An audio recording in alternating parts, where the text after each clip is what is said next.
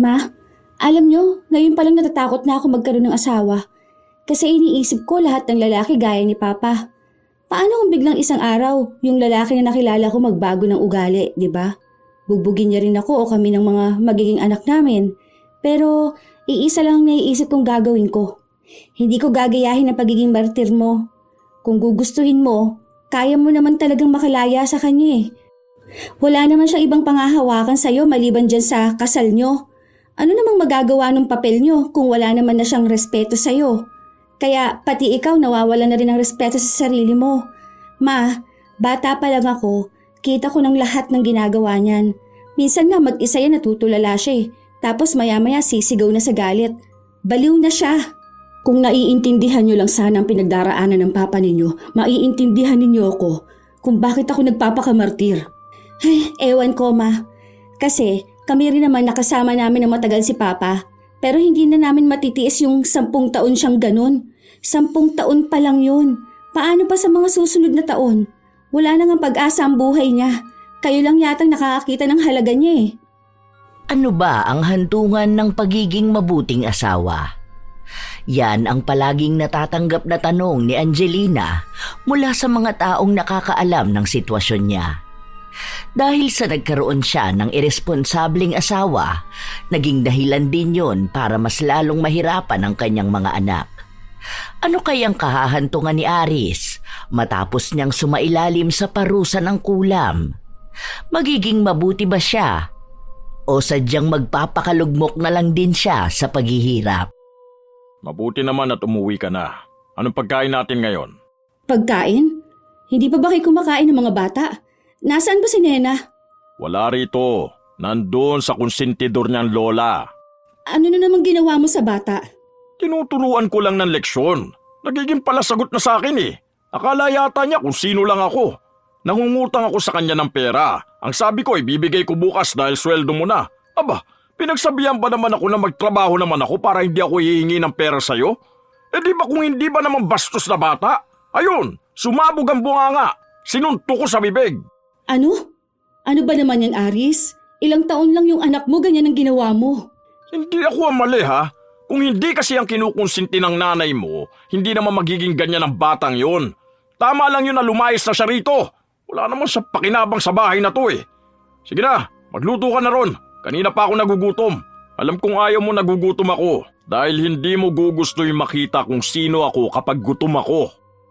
Hindi na nakaapila pa si Angelina.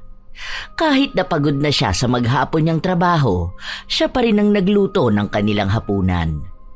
Matapos nilang kumain, umalis si Angelina para sunduin ang panganay niyang anak. 17 taon na si Nena, kaya mulat na siya sa kalupitan ng kanyang ama. Ilan na rin sa mga kakilala ni Angelina ang nagsabi sa kanya na hiwalayan na niya ang kanyang asawa. Tutal daw ay kaya naman niyang buhayin ang kanyang mga anak. Siya lang kasi ang nagtatrabaho habang ang asawa niya ay nasa loob lang ng bahay nila. Kahit gawaing bahay, hindi nito magawa. Kapag walang pagkain, sa kanya iaasa ang lahat. Masyado ring lulong sa online games, kaya minsan naglalabas ito ng pera para ipambili ng kung ano-anong may kinalaman sa nilalaro nito. Mabuti sana kung pera niya ang ginagastos niya. Pero pera ito ni Angelina, galing sa maghapon o minsan pa ay magdamag niyang trabaho. Nang makarating si Angelina sa bahay ng kanyang ina, nakiusap si Nena na doon na lang muna siya tumira. Hindi naman pwede yon, anak. May sarili tayong pamilya, saka hindi naman ito bahay ng lola mo. Nakikitira din naman siya sa tito mo. May sarili din siyang pamilya. Huwag kang makisiksik sa kanila. Eh, ang sabi naman ni tito, okay lang naman daw, ma. Masipag naman ako, ma eh. Pwede nga akong maging katulong sa bahay nila. Para yun na lang ang pambayad ko rito at sa school ko. Hindi pwede. Uuwi ka sa bahay. Andoon din ang kapatid at papa mo. Hindi ito ang pamilya mo. Eh, ayoko naman kasi sa bahay. Tingnan niyo nga po, may sugat ako sa bibig ko. Kung gusto niyo pong sumama ako sa inyo, humiwalay na lang tayo ng bahay. Ayoko na makasama si papa. Kakaiba ang ugali nun eh. Pagpasensyahan mo na lang muna ang papa mo, anak ko. Alam mo naman na gano'n ang ugali niya kapag galit siya eh. Huwag mo na lang siyang galitin. Mabait naman siya. Ma, ikaw lang naman ang nagsasabi na mabait siya. Kung ano-ano na nga ang ginagawa niya sa'yo. Nung nakaraan nagalit siya sa'yo, tapos sinampal niya sa'yo yung cellphone niya. Ano ba naman yun? Gawain ba yun ng tunay na lalaki, ma? Saka, ginagastos niya palagi yung sahod mo. Inuubos niya. O kaya kung kani-kanino siya umuutang. Hindi ka ba nagsasawa sa ganong ugali niya, ma? Pwede mo naman siyang hiwalayan. Hindi kami pwedeng basta maghiwalay ng papa mo. Kasal kaming dalawa. Nangako kami sa harap ng Diyos na magsasama kami sa hirap at ginhawa. Ganyan lang talaga siya. Dahil nga may problema siya. Kung hindi naman siya nawala ng trabaho noon, masipag naman ang papa ninyo. Wala akong maalala na naging masipag siya, ma. Ang naaalala ko, kahit na mga bata pa lang kami, ikaw na ang nagtatrabaho. Tapos, palagi siyang nasa bahay lang. Hindi nga siya madalas na lumalabas, pero wala siyang ginagawa. Kami pang naglilinis, nagluluto, kahit paglalaba. Tapos, siya, panilang utos tapos games. Tama lang naman po ang sinabi ko kanina, na bakit kasi siya uutang sa akin, allowance ko nga itong bigay ni Lola. Yung allowance na bigay mo sa amin, kinuha niya, kasi binili niya nung ano. Ewan ko, basta doon sa ML niya. Kung kailangan niya pala ng pera, di sana naman magtrabaho na siya. Sige na, ako na ang kakausap sa papa mo. Umuwi na tayo. Huwag ka nang sasagot sa kanya, ha? Kapag mga ganyan sa akin mo sabihin. Napilit niya ang kanyang anak na sumama sa kanya. Umuwi sila ng bahay habang si Aris ay nanatiling gising. Nagmumura ito habang gigil na gigil sa laro niya. Alam niyang dumating ang dalawa pero hindi niya pinansin. Anong oras na rin noon pero hindi pa rin natutulog si Aris. Hanggang sa nakuha na ni Angelina ang antok niya. Pagod na rin siya dahil bukas ay gigising siya ng maaga para maghanda ng kakainin ng mga anak niya at babaunin niya sa trabaho.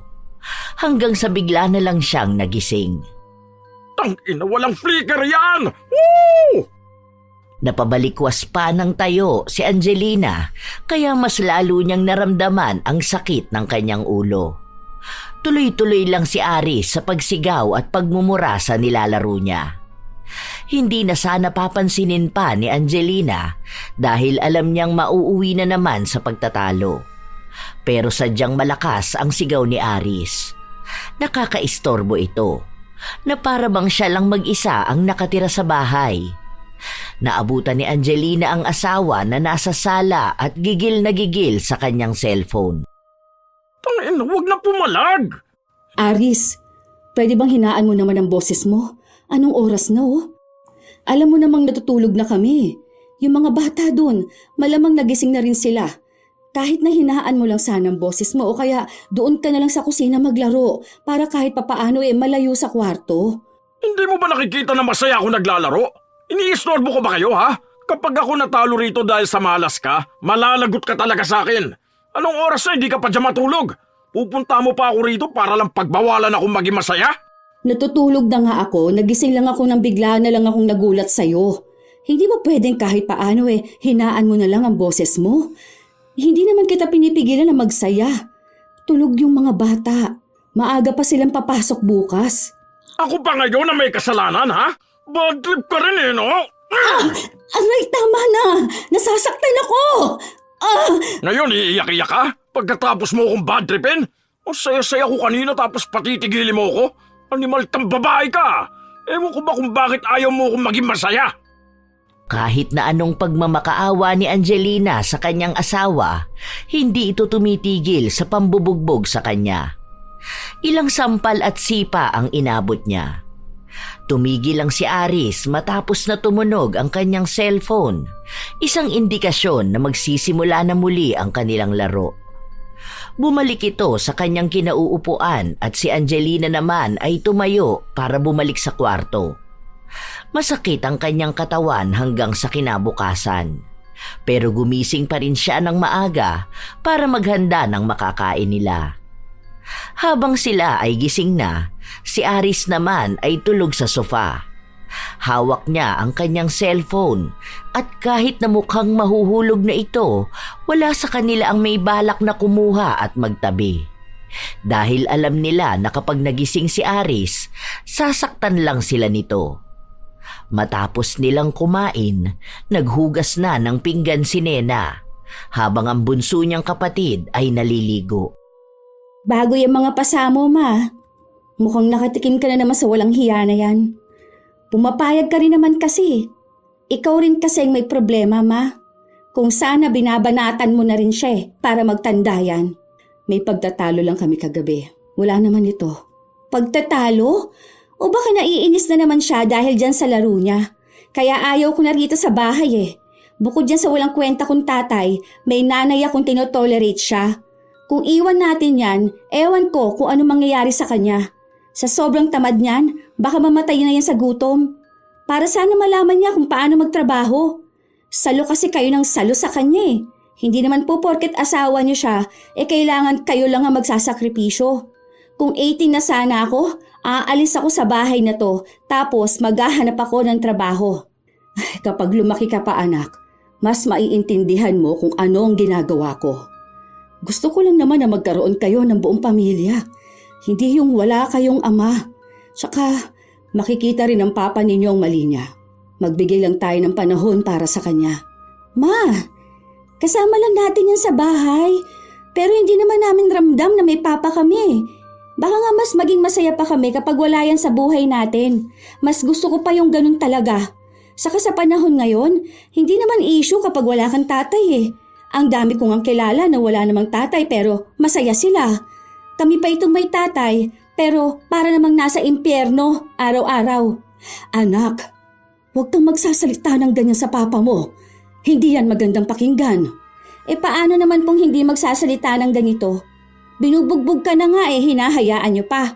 Kahit nga si Bunso gusto na rin umalis dito sa bahay. Sana lang mag-18 na agad ako para makapagtrabaho na ako. Kung gusto niyong sumama, dyan sa walang kwentang lalaki na yan, sige lang po. Basta kapag ako nakaalis na, kukunin ko rin si Bunso. Ang hirap naman pala magkaroon ng asawa kung magiging martir lang palagi. Hindi na uso yung ganyan. Pwede niyo nga yung kasuhan Pinipigilan niyo lang kasi ako kahit matagal ko nang gustong ipadampot sana yan sa mga pulis. Sa mga salita pa lang ni Nena, halata na ang galit niya sa kanyang ama. Sa paglipas ng mga araw, mas lalong lumalayo ang loob nila kay Aris. Tanging pinipilit lang ni Angelina ang mga anak niya na magkaroon ng respeto sa kanilang ama. Isang araw, pumasok sa trabaho si Angelina na may pasa sa kanyang pisngi. Hindi lang ito masyadong halata dahil natatabunan ng kanyang make-up. Gaano katagal sa'yo ang make-up? Feeling ko ang bilis mo yang nauubos, no? Grabe ka kasi magtapal dyan sa mga pasa mo. Alam mo, hindi lahat ng bagay madadaan lang sa makeup, ha? Halata ba, te? Kahit natakpan mo yan ng sandamukal na foundation, halata yan. Kung ako sa'yo, iwanan mo na yung asawa mo.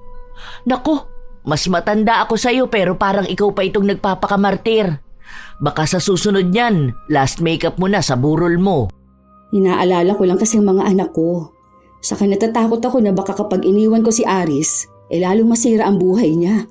Buhay niya yun. Hindi mo nahawak ang desisyon niya.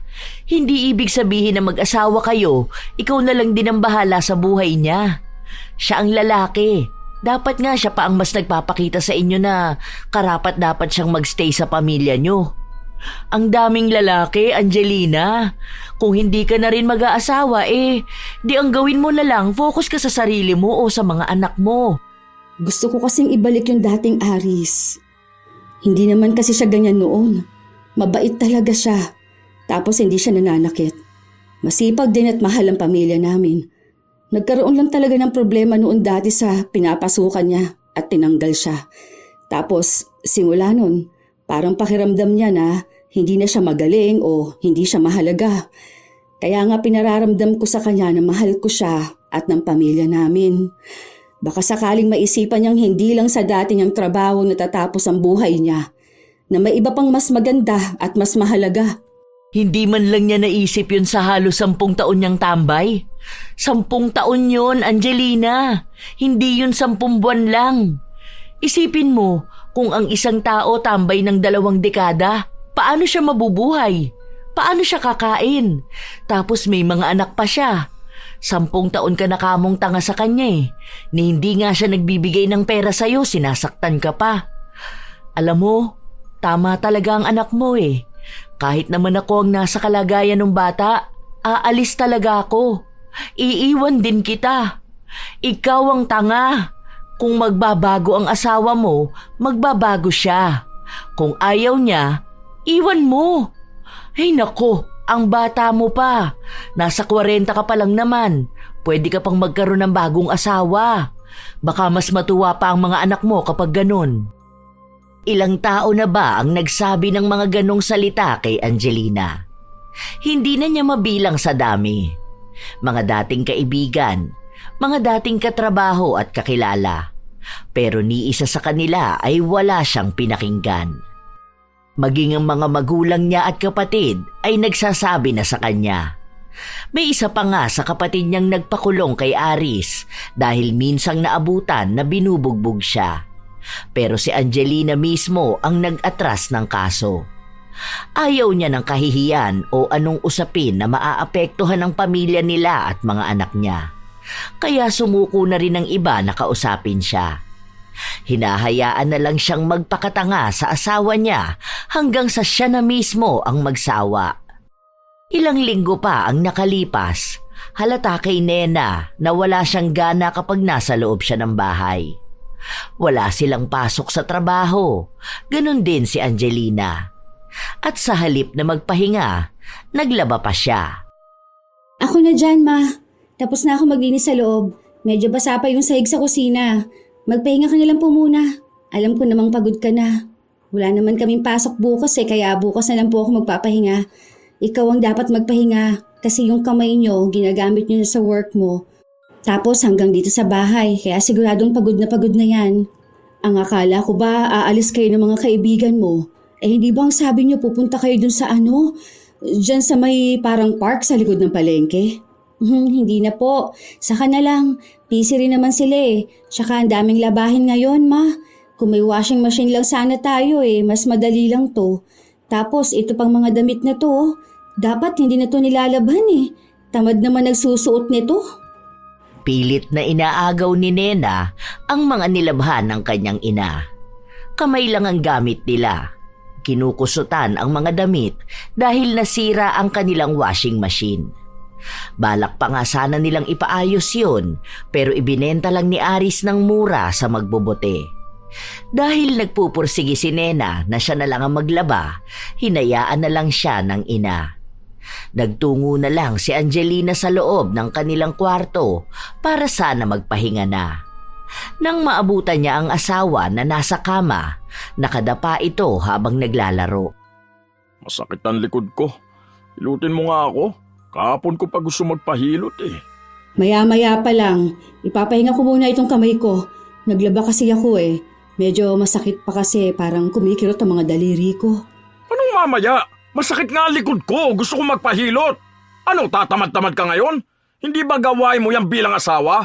Huwag mo ako sisimangutan dyan ha, sinasabi ko sa'yo. Sandali lang, hahanapin ko lang yung langis. Bilisan mo, kukupad-kupad ka dyan. Sakit na nga ng balikat ko dahil parang ang dami kong lamig. Bilisan mo! Hindi rin nakapagpahinga si Angelina dahil inasikaso niya pa rin ang nais ng kanyang asawa. Ilang araw pa ang nakalipas, wala pa ring pagbabago. Palagi pa ring galit si Aris at kahit na wala naman siyang ginagawa ay sinasaktan siya.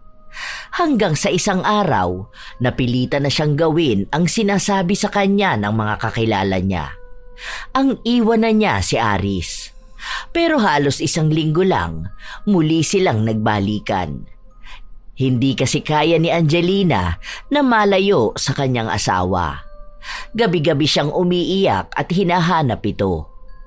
Isang araw, habang nasa trabaho sila, kinausap siya ni Vilma. "Sure ka na ba dyan na magbabago na talaga ang asawa mo? Sus, Baka naman nagpapadala ka na naman sa matatamis niyang salita, ha? Hindi nate. Ang sabi naman niya sa akin, totoo na raw na magbabago siya. Kita ko rin naman sa kanya yon. Kasi ngayon, naghahanap na siya ng trabaho.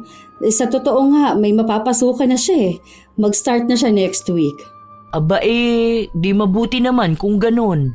Di ba, ang sabi ko naman sa'yo, kapag iniwan mo yung asawa mo, malalaman niya rin kung anong mawawala sa kanya kapag hindi siya nagtino. Ano namang sabi nung panganay mo? Ayun, naiinis pa rin siya sa akin, pero alam kong maiintindihan niya rin ako. Kasi ngayon pa lang, kita na niyang nagbabago na ang papa nila. Tinutulungan na sila sa gawaing bahay. Ang saya ko nga eh. Ito yung sinasabi ko kaya ayokong sukuan ng asawa ko. Alam ko na babalik siya sa dati. Magiging matino at responsable. Yun ang akala ni Angelina. Pero ilang araw din ay bumalik na naman sa dati ang kanyang asawa. Hindi kasi ito nakuha sa pinapasukan niyang trabaho. Doon na naman nagsimula ang pagiging bugnutin niya. Minsan, kahit sa paglalaro niya, hindi siya nalilibang.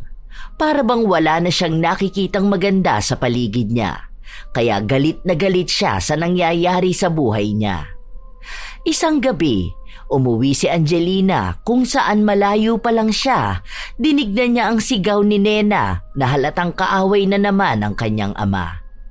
Napatakbo si Angelina papasok sa loob ng bahay nila. Totoo naman na wala kang kwentang lalaki ah. Kasi kung may kwenta ka, hindi mo hahayaan na si mama lang ang magtrabaho para sa atin. Kung matino kang lalaki, mahihiya ka na pinapalamon ka ng asawa mong babae. Kaso hindi. Akala mo yata hari ka rito sa bahay. Kaunting ingay lang kapag natutulog ka, bawal. Pero kapag kami ang nagpapahinga o may gagawin sa bahay, anong ginagawa mo? Sigaw ka ng sigaw. Nagmumurahan kayo ng mga kalaro mo sa ML. Napabastos ka talagang bata ka. Ano, ganyan ba tinuturo sa eskwela nyo, ha? Kung wala ka naman pala nakukuha magandang asal, sana hindi ka nalang nag-aaral. Sayang lang ang pagpapaaral sa'yo eh. Lalaki ka lang din naman palang walang ya, walang kwenta. Hindi naman ikaw ang nagpapaaral sa akin ah. Sa'yo lang ako bastos at palasagot. At kung wala akong kwenta, parehas lang tayo. Ganun ha? Sige, tignan natin kung hanggang saan yung kasutilan mong animal kang bata ka. Ngayon palang puputulin ko na yung sungay mo! Ano ba? Tama na nga yan! Huwag mo saktan ang anak mo! Tama na yan! Tumabi ka dyan! Huwag mo harangan yung walang yamong anak! Kaya yan namimihasa dahil sinasalo mo eh! Dapat dyan ginugulpi! Nung panahon namin, isang sagot mo lang talagang tanggal yan lahat ng ngipin mo! Didisiplinahin kita para makita mo na mas mataas pa rin ako sa'yo dahil ako ang tatay mo!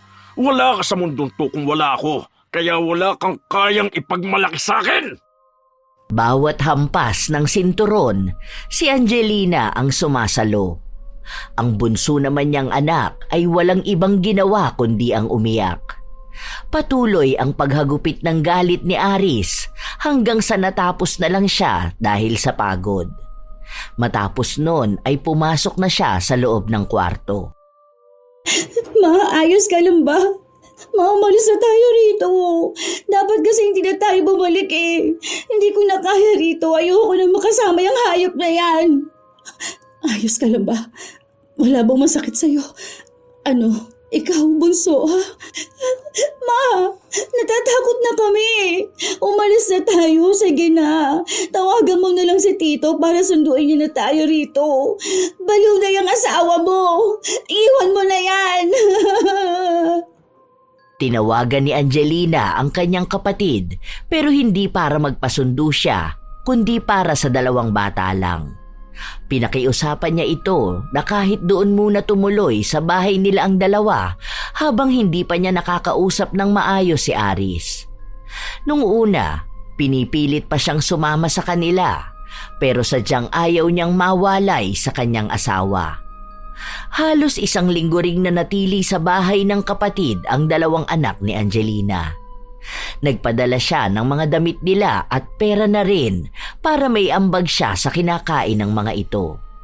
Minsan, umuuwi si Angelina at naaabutan niya ang asawa na nakatulala lang sa kawalan. Ano nangyayari sa'yo? Ayos ka lang ba? Ano bang pakialam mo? Huwag mo ang punahin ang ginagawa ko. Pansin ko lang kasi na kanina ka pa rin nakatulala eh. Baka gusto mong may pag-usapan tayong dalawa? Ano naman pag-uusapan natin, ha? Ano, ipapamukha mo na naman sa akin na wala akong kwentang tao, ha? Napabigat ako sa buhay mo? Hindi ko naman yan sinabi.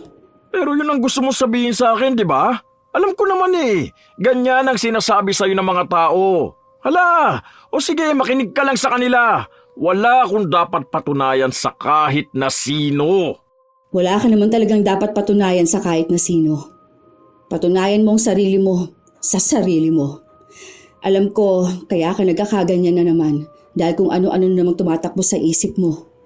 Kaya nga kita kinakausap ng maayos.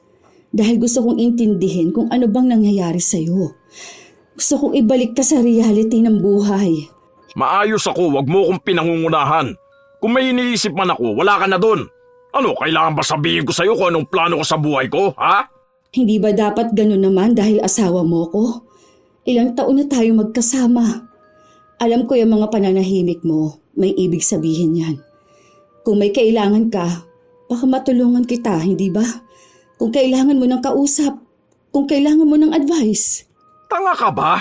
Sinabi ko na nga sa'yo na hindi ko kailangan. Maayos na ako. Kung may iniisip man ako, hindi mo na kailangan malaman yon. Total, isa lang din naman ang pinaniniwalaan mo eh. Katulad lang din ng iba na wala akong mararating sa buhay. Yan, lumabas din ang totoo. Napipressure ka na naman sa buhay. Matapos niyan, ang gagawin mo niyan, magagalit ka na naman.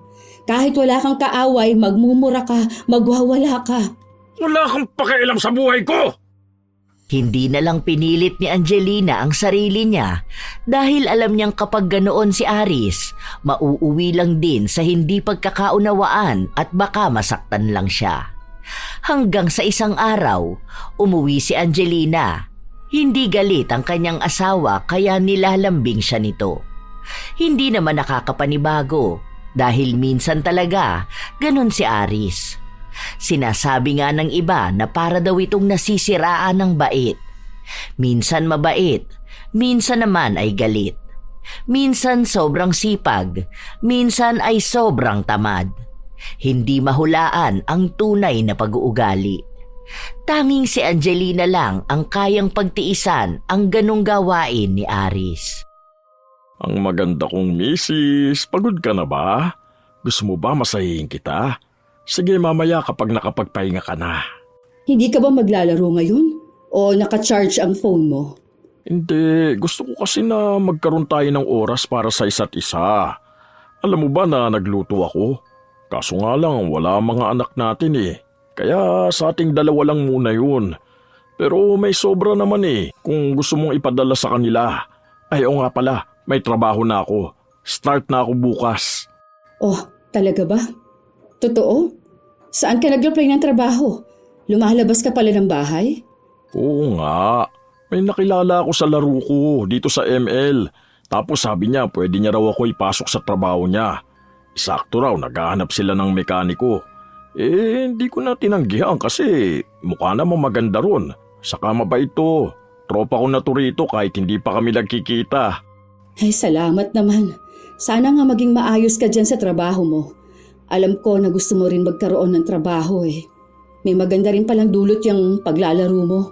Ayun na nga, kaya nga hindi ko na rin palalampasin tong trabaho na to. Naging maayos naman si Aris nung mga naunang araw. Masipag siyang pumasok.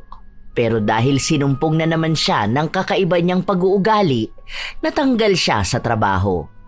Ang dahilan ay dahil may nakaaway siyang isang customer nila. Galit na galit daw sa kanya ang amo niya, kaya ibinigay na ang sahod niya at sinabi na kahit na kailan ay hindi na siya makakabalik sa trabaho na yon. At sasabihin din ito sa kanyang mga kaibigan na wag na siyang kukunin. Nang sa gayon, maghihirap siya lalo. Buwisit talaga yun? Kung alam ko lang, grinipuhan ko na sa tagiliran yung buwisit na yun eh. Napakayabang niya, kala mo kung umastan, talino at ang yaman niya talaga. Kaya pala unang kita ko palang sa kanya, nanginginig na yung lamang ko eh. Sobrang sama naman pala talaga ng pag-uugali. Buwisit! Buwisit! Mas lalo ka namang mapapahama kung ganun ang ginawa mo. Makukulong ka pa. O baka mas malala pa ang mangyari sa'yo kung nagkataon, hindi ba? Mayaman pa naman yun. Baka pati pamilya natin idamay. Ang babata pa ng mga anak natin. Alam mo naman ang gawain ng mga ganyan. Babawian ka nila sa pamamagitan ng pamilya mo. Maawa ka naman sa amin. Nakakainis ba naman? Ilang beses niyang tinapakan ng pagkalalaki ko. Tapos ito pang si Jordan, akala mo kung sino rin? Kung umasta daig pambos. Porke ba siya nagpasok sa akin, pwede niya na akong ganunin? Huwag ko lang talaga yung makikita sa labas, sinasabi ko sa kanya, magpapang-abot talaga kaming dalawa. Wala naman sila mga alam eh. Ang bobobo pa nila kung tutusin. Tapos ako pa ang gagaguhin nila? Huwag ka nang halang muna lumabas. Baka kung ano pang magawa mo eh. Hindi mo pa naman napipigilan yung galit mo. Baka magdala ka pa ng gulo. Aba, talaga magkakaroon ng gulo. Hindi rin naman ako papayag na basta lang ganitong gawin nila sa akin. Huwag ko lang talaga sila makikita, mga buwisit sila! Hindi na nagsalita si Angelina dahil kilala niya ang kanyang asawa. Kapag galit ito, wala itong ibang pakikinggan. Hindi nito kailangan ng kahit na anong payo. Sa mga araw na lumipas, bumalik na naman si Aris sa ginagawa niya. Walang tulog, walang ginagawa sa bahay. Minsan, bigla siyang magiging mabait. Minsan naman, mainitin ang ulo. Ang nagbago lang sa kanya, hindi na siya masyadong nananakit ng kanyang asawa. Pero madalas naman siyang sumigaw at magsira ng mga gamit. Isang araw, abala ang lahat sa trabaho, kaya maging si Angelina ay hindi na magawang makakain. Kumain ka na, ako na dyan. Bilisan mo na lang. Hindi na. Kaya ko na to. Mamaya na lang. Malapit naman na ang uwian eh. OT tayong lahat. Huwag kang magpakamatay sa trabaho mo. Diyan sa ginagawa mo, mauubos talaga ang lakas mo. Sige na, kumain ka na. Kahit bilisan mo na lang basta malamanan yan tiyan mo. Huwag ka na magpunta ng pantry, okay na dyan sa upuan mo. Doon lang naramdaman ni Angelina ang gutom niya. Kanina, masakit ang ulo niya dahil sa trabaho. Ang dahilan pala nito ay hindi pa siya kumakain. Mabilis niya lang din namang naubos ang pagkain niya, kaya nakuha na ulit niyang magtrabaho. Sa susunod, huwag mong hahayaan na magugutuman ka. Mahirap na, hindi lang sakit ang makukuha mo.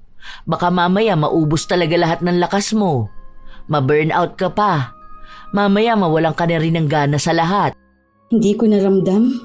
10 years na ako rito. Isa pa, bawal ako makaramdam ng ganyan. Dahil kapag ako tinamad, walang kakainin ng pamilya ko. Kaya nga sinasabi kong huwag mong sagarin ang sarili mo. Alam ko na di ka lang sa trabaho pagod, pati na rin sa asawa mo. Mabuti nga ngayon hindi ka na pumapasok ng makapalang makeup dahil sa mga pasa na iniiwan niya sa mukha mo. Buti naman nagbago kahit na paano. Pero kahit na, dapat iniiwan mo na yun. Nakikita ko namang sinusubukan niya ulit ang sarili niya na magbago na. May trabaho na nga siya nung nakaraan kaso hindi talaga nagtatagal. Yun na nga, sinusubukan niya pero ang bilis naman niyang sumuko dahil alam niya na kahit na wala siyang trabaho, may taong bubuhay sa kanya. Sana isang araw matauhan ka na, no? Kumbaga, umalis na talaga kayo ng mga anak mo tapos ipapulis mo kapag lumapit sa inyo. Ganun lang yung kadali. Ang daming batas ngayon na pwedeng proteksyon sa inyo laban sa asawa mo. Kaso, ano nga naman magagawa nitong payo ko sa mahal mo siya, di ba? Saka naniniwala ka sa kanya na magbabago pa siya at babalik siya dun sa Aris na nakilala at minahal mo. Hindi na kumibo pa si Angelina dahil alam niya sa sarili niyang wala namang patutunguhan ang magiging diskusyonan nilang dalawa. Mahal niya si Aris at mas kilala niya ito higit sa kahit na sino. Kaya pinipilit niyang tanggapin ang naging malaking pagbabago nito at handa siyang maghintay na bumalik ang ugaling minahal niya. Alam niyang hindi siya maiintindihan ng marami, lalo pat naniniwala sila na kapag ang isang lalaki ay nanakit na ng asawa, ibig sabihin lang nun ay wala na rin ang pagmamahal. Iyon ang bagay na ayaw paniwalaan ni Angelina. Isang araw, dahil walang pasok si Angelina, nakipagkita siya sa kanyang mga anak. Silang tatlo lang, dahil alam niyang hindi magpapakita si Nena kapag nalaman nito na kasama ang kanilang ama. Ma, sige na. Magsama-sama na lang kasi tayo. Ganito rin naman eh, oh. Para namang pinapakita mo sa amin na mas mahal mo si Papa kaysa sa amin eh. Mas pinipili mo siya kaysa sa mga anak mo. Ayaw naman naming magselos pero parang ganun ang nangyayari eh. Hindi totoo yan, anak. Mahal ko kayo. Katulad ng pagmamahal ko sa papa ninyo. Sadyang mas kailangan ako ng papa ninyo dahil sa problema niya. Hindi ka naman mahal ni Papa. Kasi kung mahal ka niya, hindi ka niya sasaktan. Saka bakit sa'yo lang siya magpapabuhat ng problema niya? Dapat nga siya gumagawa ng paraan para hindi siya maging ganyan eh. Hindi na ako sinasaktan ng papa ninyo. Nakikita ko rin namang nagbabago na siya. Kung makakasama niyo ulit siya, makikita niyo na maayos na ang papa ninyo. Hindi ka niya sinasaktan sa ngayon. Pero darating na naman ang araw niya na bubugbugin ka na naman niya dahil sa hindi mawaring dahilan. Naman, baliw na yun si Papa eh. Ni sarili nga niya hindi niya maintindihan. Hayaan mo na siya. Matanda na siya, ma. Anak, kilala ko ang Papa niyo. Oo, alam kong mali naman talaga ang ginagawa niyang pananakit sa akin noon. Pero alam ko, malapit na siya magbago. Nakikita ko naman. Anong klaseng pagbabago, ma? Tumatanda na lang kaming hindi namin nakikitang nagsusumikap si Papa. Kahit sana para na lang sa sarili niya, hindi ba? Kaso wala eh. Kung talagang naaawa siya sa'yo, sana hindi ka niya hinahayaang magkandakuba dyan sa trabaho mo. Kailan ka kaya aalis sa bahay? Kailan mo kaya iiwan yung lalaki na yun? Anak, huwag kang magsalita ng ganyan sa Papa mo. Papa mo pa rin yun kahit na anong mangyari. Huwag kang magtatanim ng sama ng loob sa kanya, ha? Ayokong pagdating ng araw, mawalan kayo ng pagmamahal at galang sa kanya. Ma, alam niyo ngayon palang natatakot na ako na magkaroon ng asawa. Kasi iniisip ko lahat ng lalaki gaya ni Papa.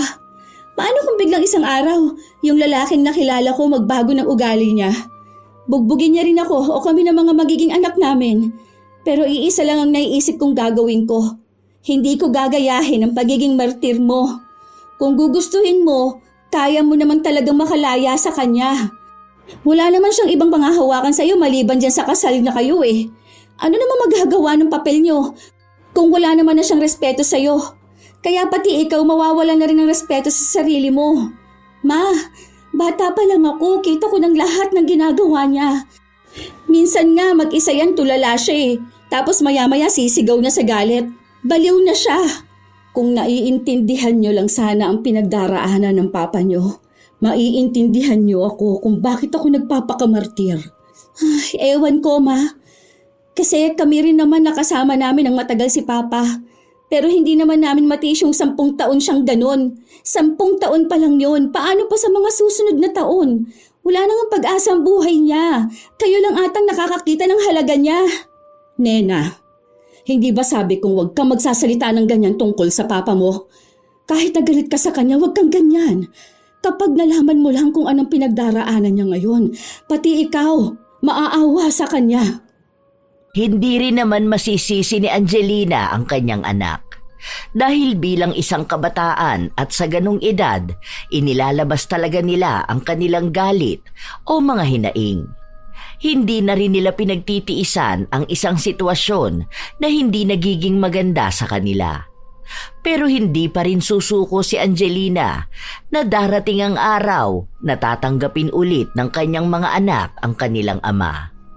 Sa ngayon, sadyang nakahiwalay pa rin ang 2 bata sa kanila. Ilang araw pa ang nakalipas, may bago na namang trabaho si Aris. Pero hindi pa nila sigurado kung hanggang kailan siya tatagal doon. Sinusuportahan na lang siya ni Angelina dahil pansin niyang nagiging masaya ang kanyang asawa. Ayaw niya rin kontrahin ito dahil baka mawala na naman ng pag-asa sa buhay si Aris. Asawa ko, papasok na ako sa trabaho ko, ha? Sige, mag-iingat ka. Dala mo naman ang susi ng bahay, hindi ba? Baka kasi OT na naman kami eh. Ang daming pinagagawa ngayon. May baon ka na pala dyan. May prutas na rin. Huwag ka magpapalipas ng gutom mo, ha? Kapag napagod, magpahinga. Inom palagi ng tubig. Ang sweet naman talaga ng asawa ko. Pakis nga muna, pampaswerte ngayong araw. Kaya mahal na mahal kita eh. Ang alaga mo sa akin.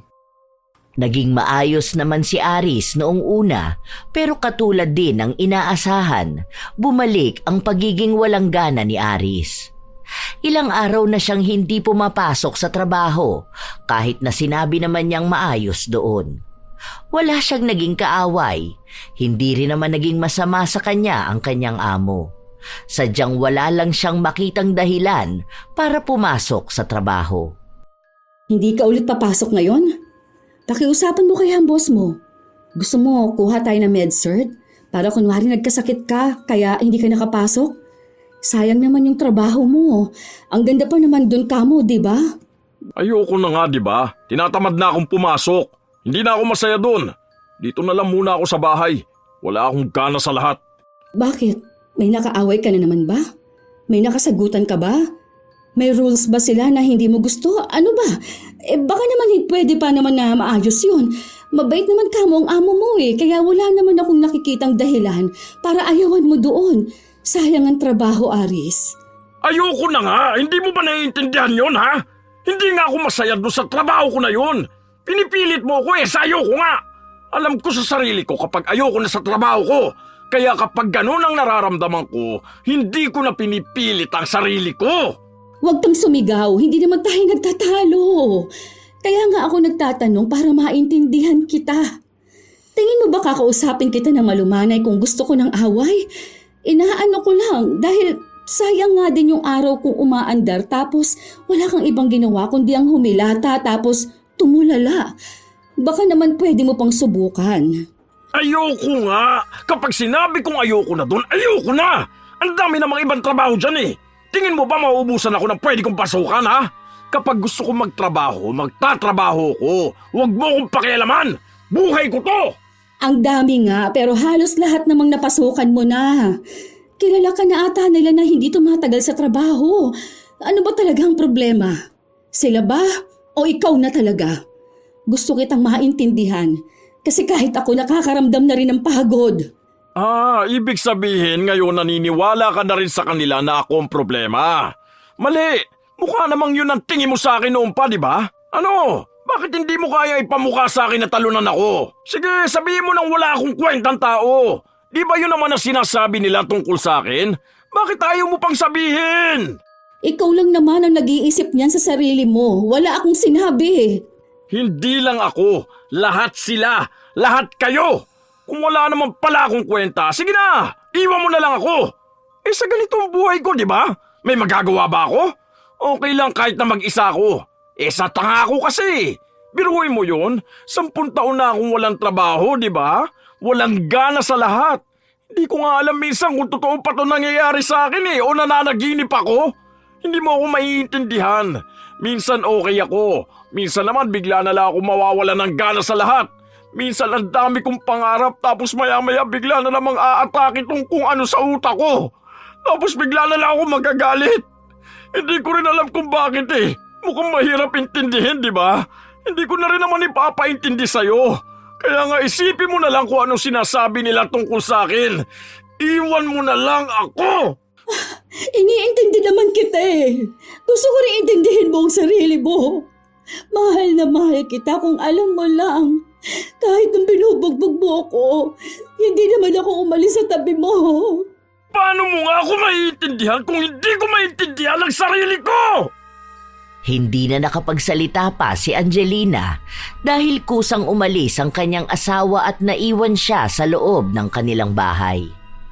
Halos ilang araw din silang hindi nagkikibuan. Kahit nakausapin ni Angelina ang asawa, hindi nagsasalita si Aris. Hindi na rin sila nagtatabi sa pagtulog. Dahil doon, mas lalong nangangamba si Angelina. Ang dami na ring pumapasok sa utak niya. Hanggang sa isang gabi, bigla na lang niyang narinig na namimilipit sa sakit si Aris. Naabutan niya ito sa kabilang kwarto na nakaluhod sa sahig habang hawak niya ang kanyang tagiliran. Anong nangyayari sa'yo? Halika, dadaling kita sa ospital. Ay naku, ay dahan-dahan lang.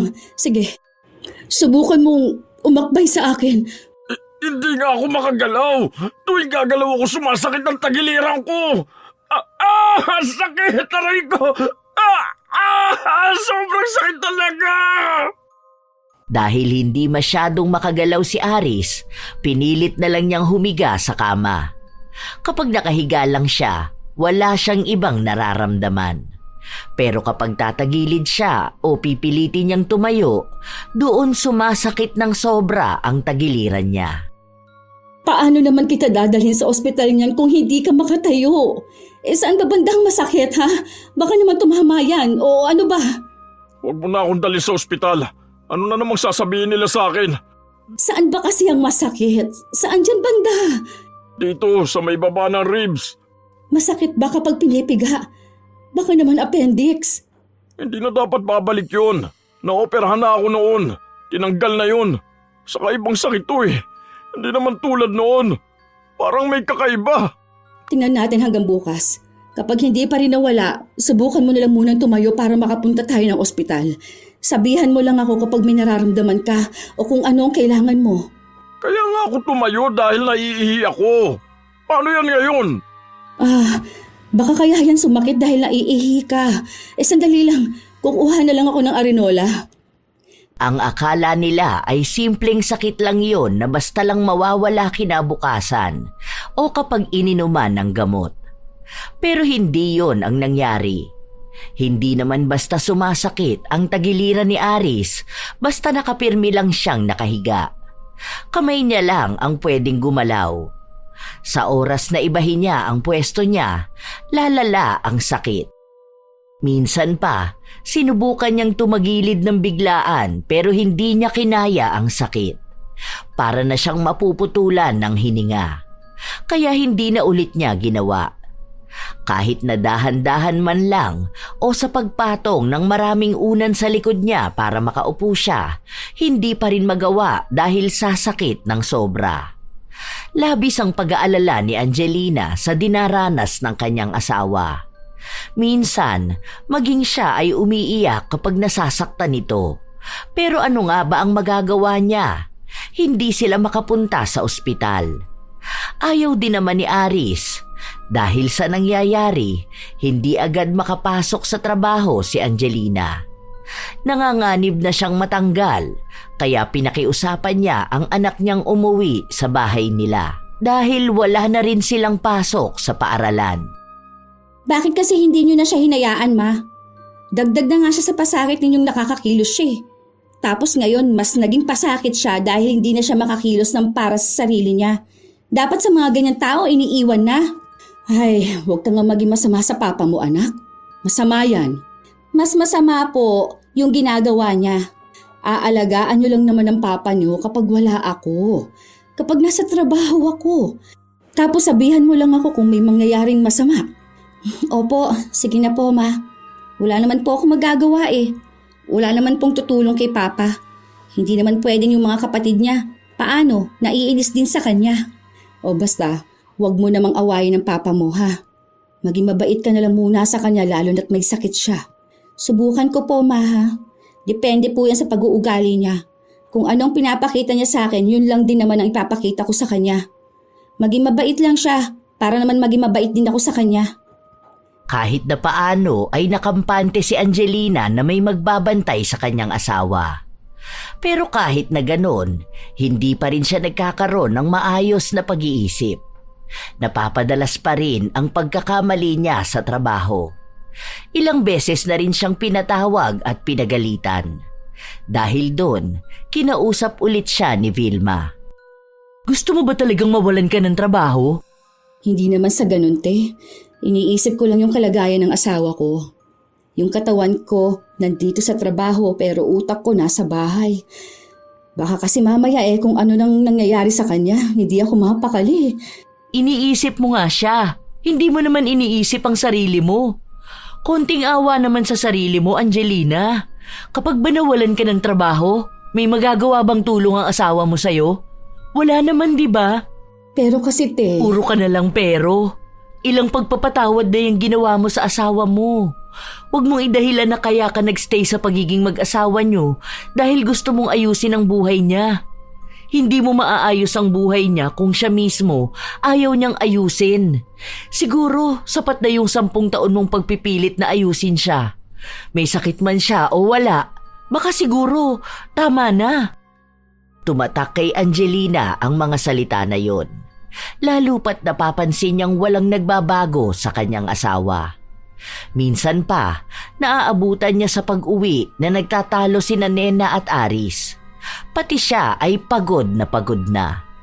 Umaabot sa punto na pati siya, pakiramdam niya ay sira na ang buhay niya. Isang araw, wala siyang pasok sa trabaho. Siya ang nag-aasikaso sa asawa niya habang ang 2 nilang anak ay nasa sala lang. Pwisit naman tong lintik na sakit na to. Ano ba, hindi ba ito mawawala? Hirap na ako. Ayaw akong pakilusin. Pwisit! Parang wala na akong karapatang gumalaw. Mamaya aalis ako. Pupuntahan ko yung sinasabi ni Ate Vilma sa LGU. Ano naman may tutulong nun sa akin? Gagaling ba ako kapag pinuntahan mo sila? Kung hindi naman, huwag ka na mag-aksaya ng oras. Buti kung may doktor na pupunta rito sa bahay para tignan ako eh. Yan na naman, kumikirot na naman. Tutulong silang dalhin ka sa ospital kung saan pwedeng doon ka na muna manatili. Merong sinabi sa akin si Ate Vilma na kapag daw nag-request ako, may tutulong daw na alagaan ka. Basta raw maipakita kung hindi na namin kayang alagaan ka, lalo na kung sa pinansyal. Hindi naman din may pagkakaila yun dahil siguro halata din na isa lang naman akong bumubuhay sa atin. Ano sinasabi mo? Naipamimigay mo ako sa iba? Kung yun talaga ang kailangan gawin sa'yo, wala na rin ako magagawa. Hindi ka na kayang alagaan ng mga bata dahil pati sila inaaway mo. Hindi naman pwedeng ako lang dahil hindi ko kayang pagsabay na pag-aalaga sa'yo at sa pagbuhay sa mga anak natin. Parang sinasabi mong malaki kung pabigat sa buhay nyo. Kung susuko ka rin pala, sana noon pa, di ba? Ngayon mo ako pababayaan kung kailan hindi ko kaya magtrabaho? Bakit hindi pa noon? Hindi ko rin alam eh.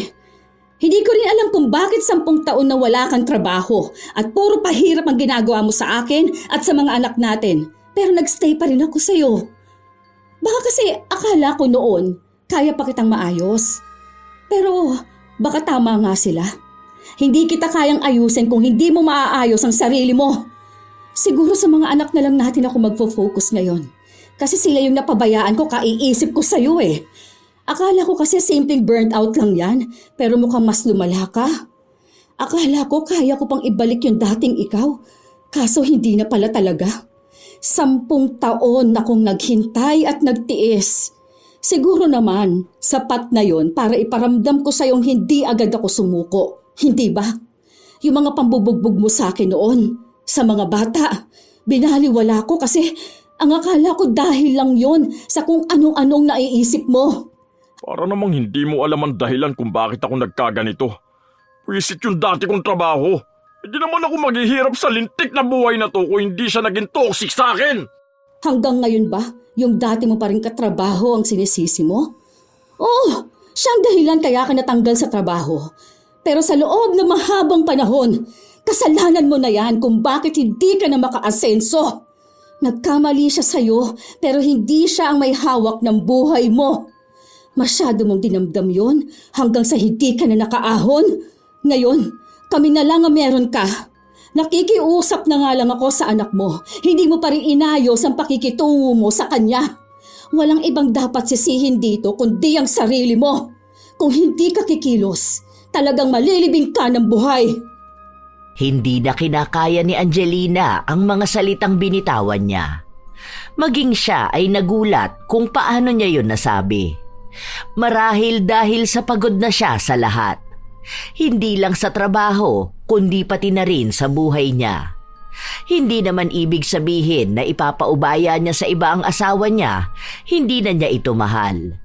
Nalaman niya kasi na may pwedeng tumulong sa kanya na magdala sa asawa niya sa isang pasilidad na pwedeng mag-alaga rito dahil wala na silang kakayahan, lalo na kung sa pinansyal na aspeto. Habang nagpapatuloy ang mga araw, inaasikaso yon ni Angelina. May katagalan ng proseso, lalo na't ang daming hinihingi sa kanya.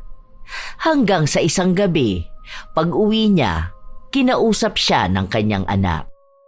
Sigurado ka na po ba sa gusto mo, Ma? Oo. Baka sa lugar na yon pwedeng gumaling ang papa mo. Kung sakali man magiging maayos siya, bahala na muna siya kung anong gusto niyang gawin sa buhay niya. Kung aayusin niya ba o lalo niyang sisirain. Kanina, pinipilit ni Papan tumayo. Ayaw niya magpahawak sa amin. Pero halatang nasasaktan siya. Nagpumilit siyang maglakad mag-isa papuntang kusina para kumuha ng tubig. Kaso doon naman siya bumagsak tapos namilipit sa sakit. Buti may kapitbahay po tayo na tumulong sa amin na buhatin siya pabalik sa kama. Tapos nun, akala ko hindi na siya uulit pero sinubukan niya ulit lumakad. Hindi ko alam gaano kasakit yung nararamdaman niya pero kita kong nasasaktan siya. Hindi siya sumisigaw pero yung mukha naman niya. Hindi ko nga alam kung ano ba talagang sakit ng papa mo. Hindi naman siya madala sa ospital kasi ang laki ng bill natin ngayon sa kuryente. Yung sahod ko pinambayad ko na. Baka kasi masama ang ugali ni Papa kaya ganyan siya. Nung kinausap mo siya, parang medyo nalinawan ata ang utak niya. Parang may nagising sa katauhan niya, tapos ngayon pinipilit niya magbago. Kaso, bakit ngayon pa siya kikilos kung hindi na siya makakilos, hindi ba? Kaya siguro tama rin ang desisyon niyo, Ma. Hinintay niyo pang maubos ka bago mo siya sukuan, no? Alam mo, anak, sobrang sipag kasi ng tatay mo noon. Kung alam mo lang, talagang hindi siya tumitigil sa pagtatrabaho niya. Hindi pa kami mag-asawa noon, todo na ang kayod niya. Breadwinner kasi siya, tapos 7 sila magkakapatid. Para siguro mga 14 pa lang siya, nagtatrabaho na siya. Una raw noon sumasama siya sa tatay niyang mangisda, tapos pinagsasabay na niya ang pag-aaral at trabaho. Pagka-graduate niya ng high school, huminto na muna siya saglit dahil nag-aaral yung iba niyang kapatid. Nung panahon na yun kasi simula lang ng TESDA. Kaya nag-aral siya hanggang sa naging mekaniko siya. Nung naging mag-asawa kami, okay naman lahat. Sobrang sipag niya. Halos 3 trabaho niya. Lalo na nung nagkasakit ka. Tapos kailangan namin ng pera. Kapag labas siya sa trabaho, iidlip lang yan. May bago na naman siyang papasukan. Ilang taon siyang ganun. Halos walang day off. Hanggang sa natanggal siya sa trabaho. Dahil may nakaaway siya. Simula nun, sobrang lugmok na ng buhay niya. Sa matagal na pala yun eh. Bakit hanggang ngayon hindi niya pa rin ayos ang buhay niya? Tapos hinayaan niyang ikaw ang magtrabaho para sa atin. Tapos sinasaktan pa niya tayo noon. Sobrang bilis pang mag-init ng ulo niya. Parang kahit marinig niya lang na humihinga tayo magagalit na siya. Ay, alam mo, iba yung nararamdaman ng papa mo. May nakausap ako niyan dati kong katrabaho. Ang sabi niya, posible raw na yung pinagdaraanan ng papa mo noon, malaki ang epekto para magkaroon siya ng emotional at mental burnout. Kumbaga, simula 14 siya, wala na siyang tigil magtrabaho. Tapos sinasagad niya sa pagod ang sarili niya. Walang pahinga. Kumbaga, nasanay na siyang puro trabaho. Kaya nung tumigil ang katawan niya, parang pati loob niya ay napagod. Hindi niya na alam kung paano magpahinga. Kasi buong buhay niya, ang alam lang niya ay magbanat ng buto. Kaya ngayon, kahit gusto niyang maging maayos, para laging may bigat sa loob na hindi niya maintindihan. Mahirap paliwanag yun kasi paano nga namang iintindihin ng mga tao sa paligid yung tungkol sa ganyan kung yung mismong nakakaranas nun hindi niya maintindihan ang sarili niya. Mali lang talaga doon sa binubugbog niya tayo. Kaya nga hindi ko siya gustong sukuan. Kaso parang pakiramdam ko, sumusunod na rin ako sa nararamdaman niya. Natatakot ako na paano kung pati ako ay mawalan ng purpose sa buhay. Kawawa kayong mga anak namin. Maluha-luha si Angelina habang sinasabi niya ang mga salita na yon. Alam niyang hindi pa yon gaanong maiintindihan ng kanyang anak. Kung gaano kaseryoso ang usapin tungkol sa pagkapagod na walang paliwanag.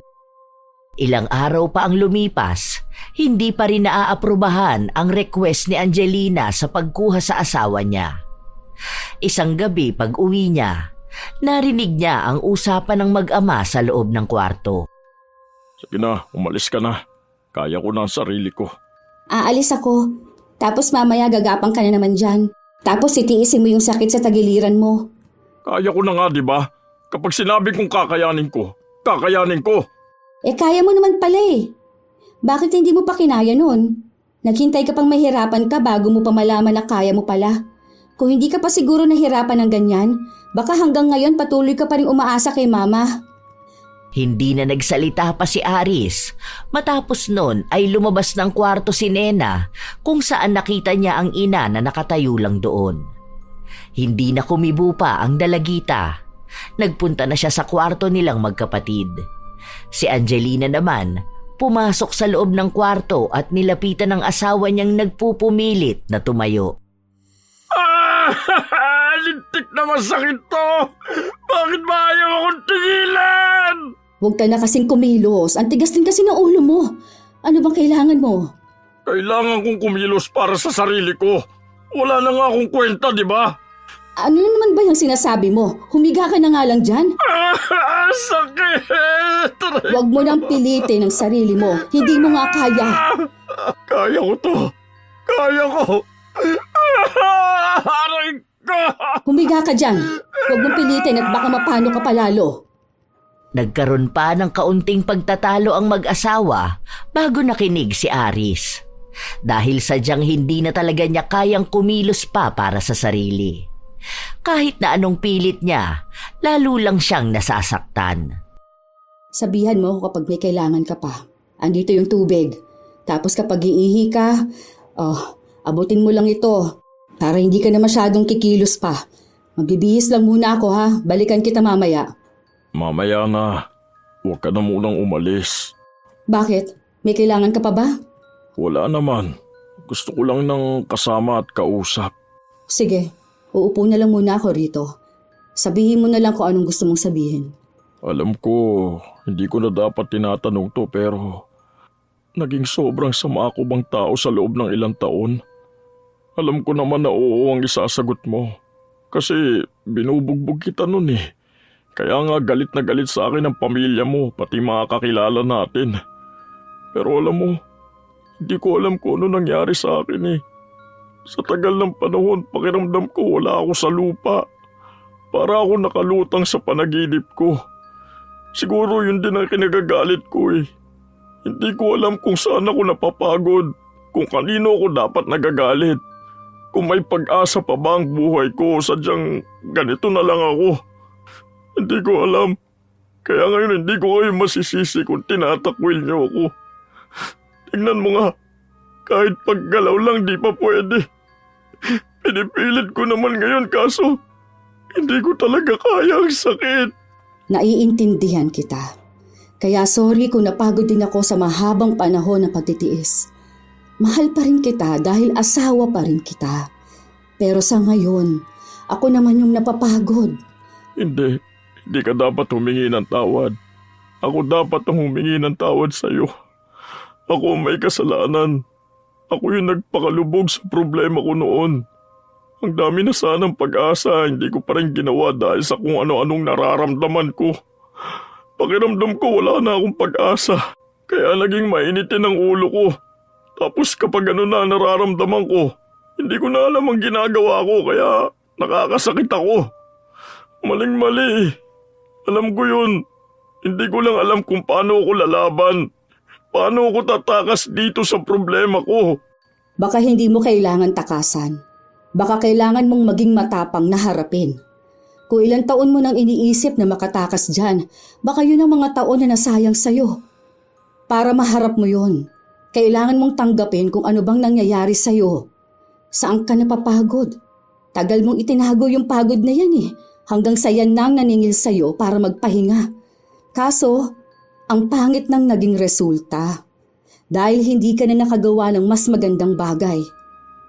Huwag ka mag-alala. Nandito naman ako. Tinutulungan naman kita. Pero mas makakabuti kung pababayaan mo na muna ako. Hayaan mo akong gumawa ng paraan para makaalis ako sa problema kong to. Pangako ko, kapag naging maayos na ang lahat sa akin, babawi ako sa iyo at sa inyo na mga anak natin. Gusto kong maging maayos ulit. Naniniwala naman ako sa'yo. Salamat. At patawarin niyo ako kung ganito ako. Pangako, babawi ako. Hindi lang to basta pangako. Ipapakita ko na magbabago ako.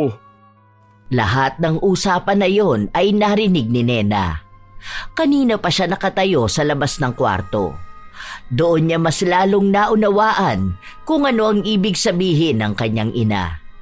Sabihin man niya na masama si Aris, may katiting pa rin sa kanyang kalooban na ama niya pa rin ito. Kung tunay nga nagagawa si Aris ng paraan para magbago, baka oras na ring aminin niya sa ina ang ginawa niya. Nag-aalangan pa nung una si Nena na lapitan ng ina na nasa kusina para sabihin ang ginawa niya. Hanggang sa nagawa niya ring sabihin na siya ang dahilan kung bakit hindi makagalaw ang ama. May nakilala raw siyang isang mangkukulam at dahil galit siya sa ama, naisip niya itong ipakulam. Ano ba namang ginawa mo, anak? Alam mo masama ang pagpapakulam. Pwede ka pang mapahamak sa ginagawa mo. Galit nga po ako. Isa pa, kung hindi ko naman po siya pinakulam, tingin niyo makikita niya ang kahalagahan ng pamilya natin? Tingin niyo po ba, pipilitin niya ang sarili niya kahit na nahihirapan siya?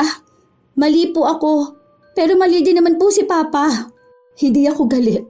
Nagulat lang ako, anak. Mabuti na lang sinabi mo. Naku, kailangan natin ipagumot ang Papa mo. Sa susunod, huwag mo na yang uulitin, ha? Kahit na kanino ka pagalit. Dahil baka may malaking balik sa'yo ang ginagawa mong ganyan.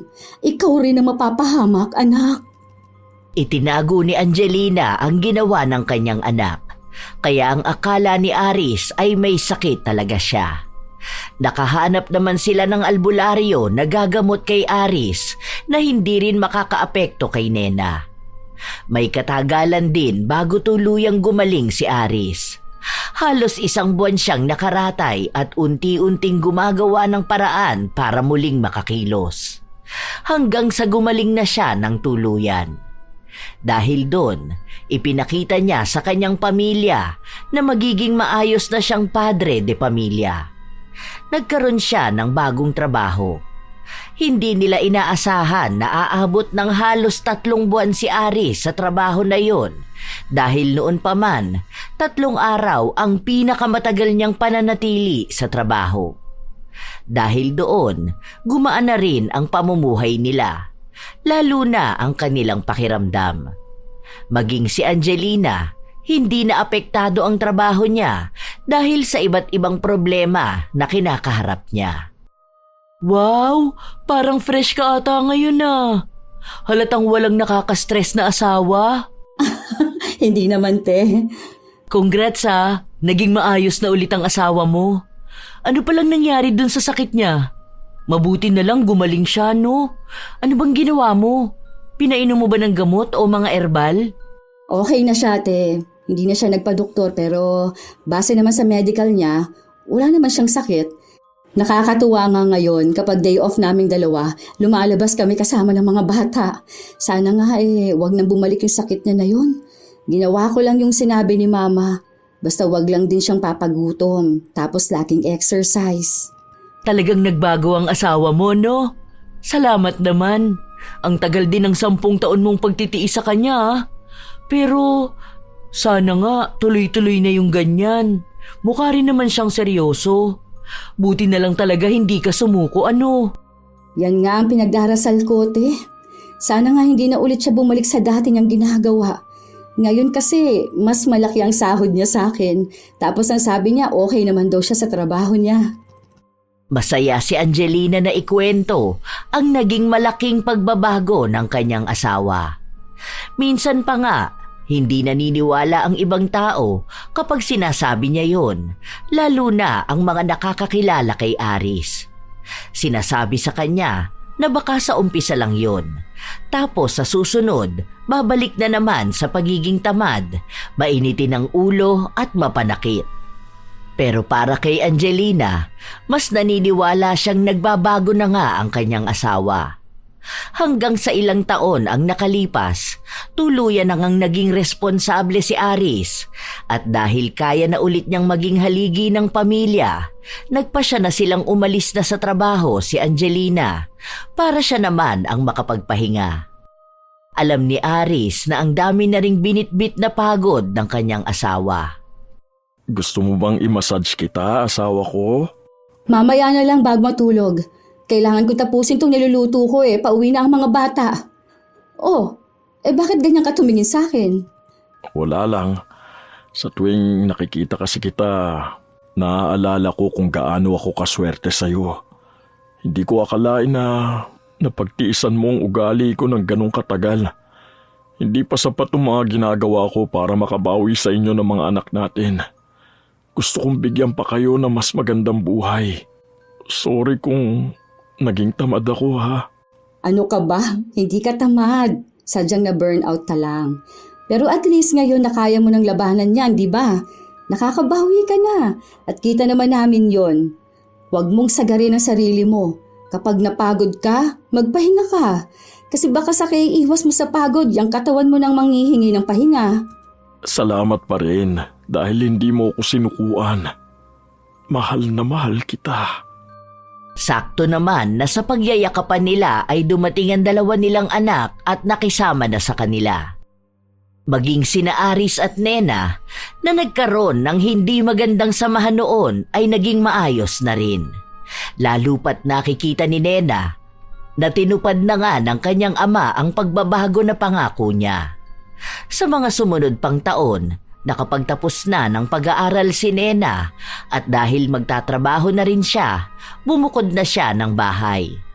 Pero minsan ay nagpupunta pa rin siya sa kanila, lalo na kapag pagod siya at kailangan ng kalinga ng mga magulang. Minsan talaga, dumarating sa punto ang isang tao na nakakagawa sila ng mali, lalo na kung patuloy silang naghahanap ng paraan para mabigyan ng parusa ang isang tao. Katulad ng ginawa ni Nena na pagpapakulam sa ama, pero minsan din may mga taong katulad ni Angelina na pilit na nagiging maunawain sa kabila ng paghihirap. At ang mga taong minsan ding naging si Aris. Hindi naman mabuti ang makapanakit ng asawa o anak, lalo na kung mainit ang ulo. Pero may pagkakataon na ang ugali at asta ng isang tao ay salamin ng kanyang pinagdaraanan. May mga pagod na hindi nakukuha ng simpleng pahinga, na hindi kaya ng pagtulog lang. Ang tinatawag na burnout ay hindi lang pagod sa trabaho o sa responsibilidad. Ito ay pagkalugmok ng isip at damdamin dahil sa paulit-ulit na sakripisyo, pagkukulang at bigat ng mga pangyayari sa buhay. Nararamdaman naman ito ng kahit na sino, lalo na ng mga taong naniniwala na kaya nila ang lahat ng bagay kahit walang pahinga. Sa pag-iwas nila sa ganito, doon nagkakaroon ng pagbabago sa ugali, nawawala ng kontrol katulad ng ginagawa ni Aris noon. Pero kahit ganon, hindi kailanman nagiging tama ang pananakit. Hindi ito solusyon, kundi dagdag sugat, hindi lang sa iba, kundi pati sa sarili nila. Kaya sa mga taong nakakaranas nito, bago man o mahabang panahon ng pinagdurusahan, ang pinakamabuting paraan ng pagbangon ay ang muling pagkilala sa sarili. Bumalik sa kung sino ka ba bago ka napagod. Bilang ikaw na marunong tumawa, mangarap at magmahal. Kaya mga apo, kung pakiramdam nyo ay wala kayong gana o parang wala ng saysay ang lahat, huminga ka muna. Hindi mo kailangang ayusin ang lahat sa isang araw. Kailangan nyo lang ng pahinga bago lumaban ulit. At kung kayo ay may opinyon at kwento, maaari nyong ibahagi yan para amin ding mabasa. Naway may aral kayong natutunan.